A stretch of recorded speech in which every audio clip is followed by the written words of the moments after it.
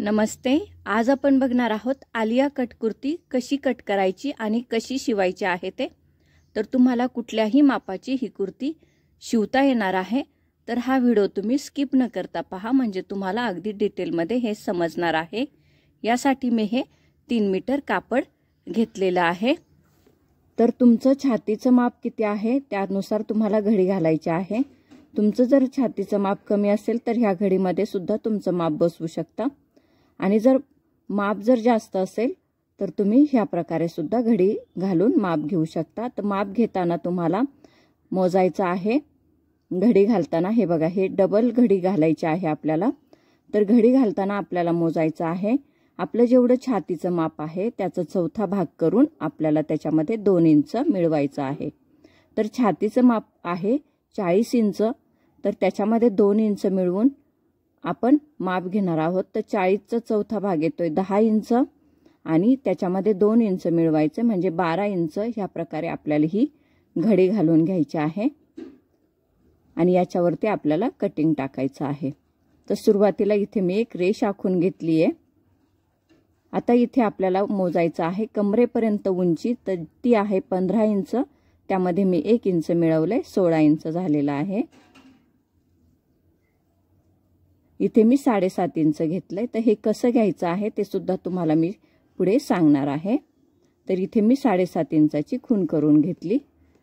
तर आपल्याला इथे वरती घ्यायचं आहे जेवढं शोल्डर आहे फुल शोल्डर त्याचा मधून 1 वजा करायचा आहे आणि भागिले 2, तर ते आलेलं आहे आपलं 7.5 इंच। तर जेवढं शोल्डर आहे तेवढाच आपल्याला मोंडा खोली घ्यायची आहे 7.5 इंच। हे बघा 7.5 इंच, 7.5 इंच, आणि हे सुद्धा 7.5 इंच।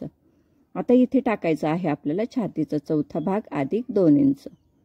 तर 10 अधिक 2 इंच घेतलंय।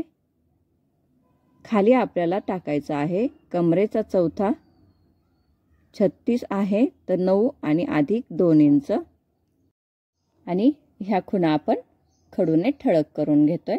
कापड थोडं सटकणार आहे त्यामुळे खडू उमटायला थोडा त्रास होतोय, त्यामुळे हे फिक्क दिसत आहे। आणि नेहमीप्रमाणे आपल्याला हे आर्महोल राऊंडचे राऊंड द्यायचे आहे। मी हे तिरक्यामध्ये 1 इंच घेतलंय आणि आकार दिलाय।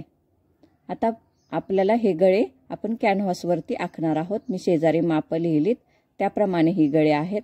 इथे तिरक्यामध्ये 1 इंच घेतलंय आणि आपण याची आता कटिंग करतोय, म्हणजे आपल्याला पुढचा आणि मागचा भाग लगेच मिळणार आहे। आणि हे आपण कॅनव्हासवरती गळे आखून घेतलेले आहेत। आपण हे दुसऱ्या कापडावरती इस्त्री करून हे गळे आपण या कुर्तीसाठी करणार आहोत। हे आपण थोडा वेळ बाजूला ठेवू आणि खालच्या घेराची आपण आता कटिंग करणार आहोत। तर त्यासाठी आपण हा भाग सरळ करू, पण त्या अगोदर आपण याच्यातला एक भाग हा बाजूला काढून ठेवू, आणि हा आपण पुढच्या भागाची कटिंग करणार आहोत। तर त्यासाठी आपल्याला इथे 4 इंच समोर मोजायचं आहे। इथे एक खूण करून घ्यायची आहे, आणि ह्या रेषेपर्यंत जिथे आपण 2 इंच मार्जिन ठेवले आहे तिथपर्यंत आपल्याला रेषेने जोडून घ्यायचं आहे, आणि याची कटिंग करून घ्यायची आहे। याची आपण कटिंग करून घेतली। आता आपल्या कुर्तीची उंची आहे 50 इंच, आणि वरचा कमरेपर्यंतचा भाग आहे 15 इंच।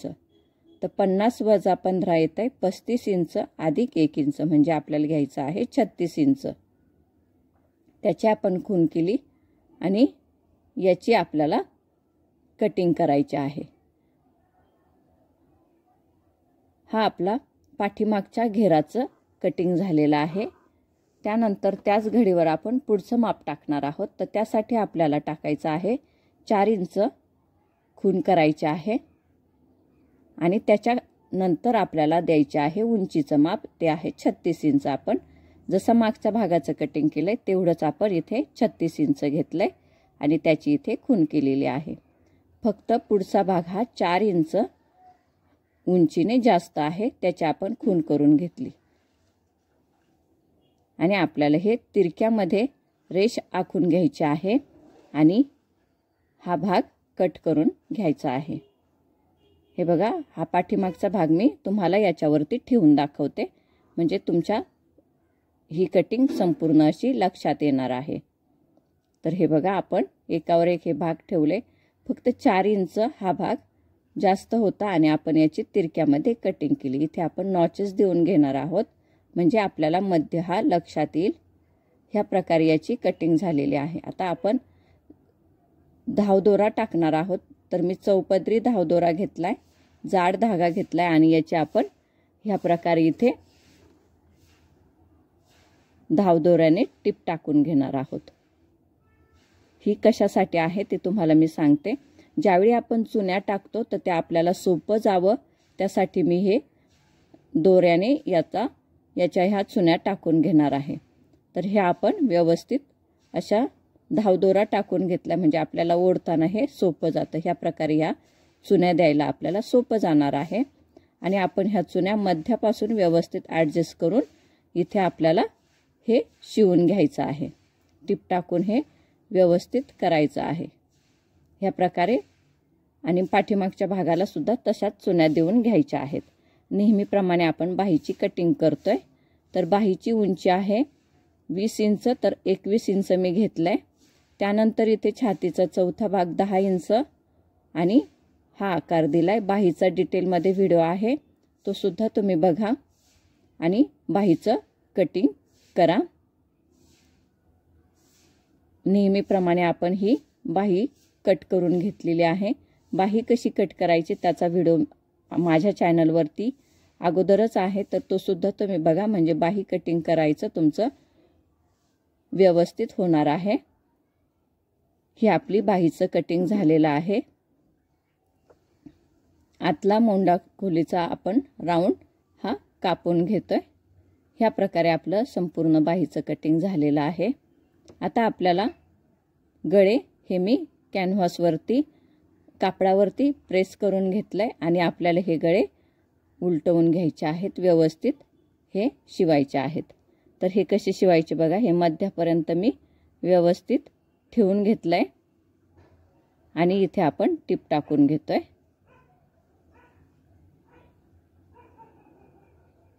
ही टिप झाल्यानंतर आपल्याला ह्या बाजूने सुद्धा व्यवस्थित अशी कॅनव्हासवर टिप येणार नाही याची काळजी घेऊन आपल्याला इथे टिप टाकून घ्यायची आहे। बरोबर इथे आपल्याला टिप टाकायची आहे, म्हणजे आपला जो गळा आहे तो अगदी व्यवस्थित असा फिनिशिंग मध्ये येणार आहे।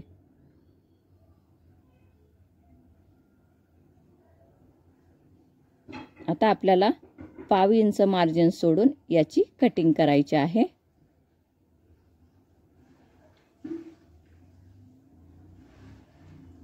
आणि याला नॉचेस देऊन घ्यायचे आहेत।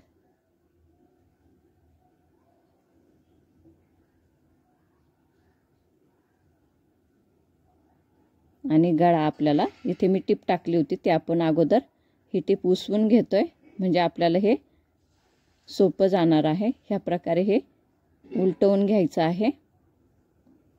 ही सुद्धा टिप आपण उसवायची आहे।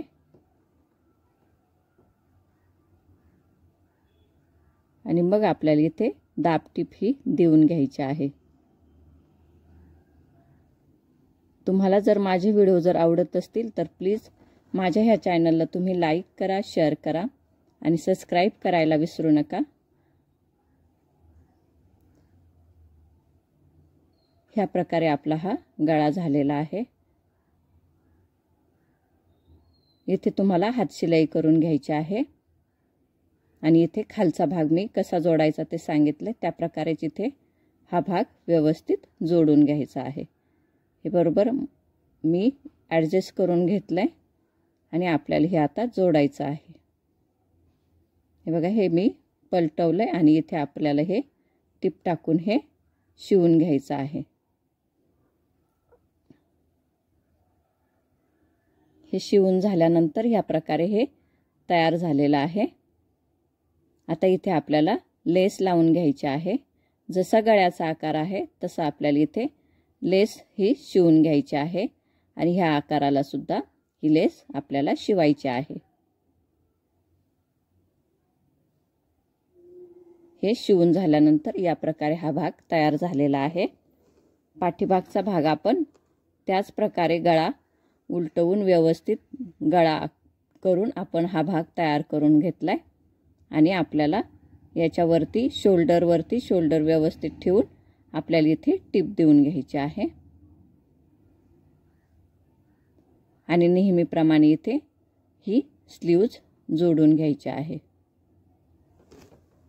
हे बघा इथे मी स्लीव्ज जोडून घेतलेली आहे आणि 2 इंच मार्जिन ठेवून इथे आपण टिप टाकायची आहे। तर टिप टाकताना कमरेपर्यंतच मी इथे 2 इंच पर्यंत मारली आहे। त्यानंतर थोडं तिरकं घेऊन खाली मी इथे टिप टाकून घेतलेली आहे आणि ही आपली आलिया कट कुर्ती शिवून झालेली आहे। तुम्ही हा व्हिडिओ शेवटपर्यंत बघितला त्याबद्दल धन्यवाद।